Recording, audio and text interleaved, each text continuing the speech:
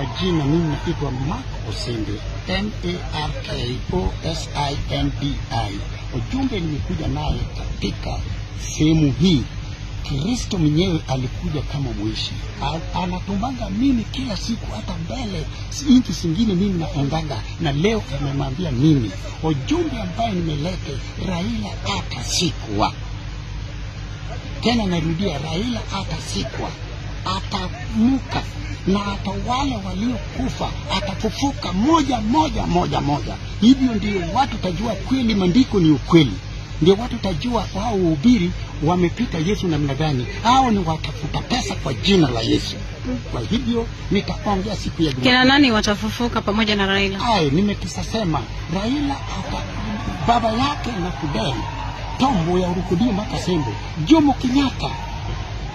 Unasikia? Jomo Kenyatta, Moi, Kibaki, J.M. Kariuki. Watafufuka lini? Jumapili watu taona ile ajabu bado jaonekana. Ndio sababu nimekuja. Ndio watu tajua Yesu ndio Bwana, ndio Mungu. Hiyo jumbe yote mimi naleta sio mimi. Nimetumwa na watu wa Kenya, wanachukua maneno yangu na wanasoma internet na wanachukua. Hii ndio kweli imetokea. Na wewe bila umesika, wewe pia mali popote sema Kristo, nimepokea wewe Mungu wangu, nione ufalme wako. Sasa wakati atafufuka atafanya nini na wale watinge? Yani ndio ujumbe hatarudi kwa masisi tena. Unasikia? Biblia nasema kuna wengine watafufuka moja ndio nitakuja na ufalme wangu. Hapo hakuna mhubiri nasema, hata mapasta.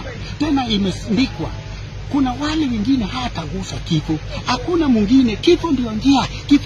Ndio sababu Bwana ametuma mimi. Sasa huyu Bwana ambaye amekutuma, alikutuma kwa njia gani? Ulizungumza naye? Yani hata saa hii mimi naongea na wewe, yeye iko hapa. Yeye iko nami.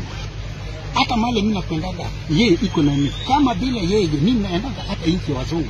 Si mkuki yangu na kila kitu yangu, serikali iko nayo. Na walistuka tu kama mimi iko nayo Mombasa. So umeambiwa ya kwamba ukuje ulete huu ujumbe hapa kwa Raila kwamba hatazikwa. Hiyo ndio ukweli, atatoka katika nchi ya Afrika.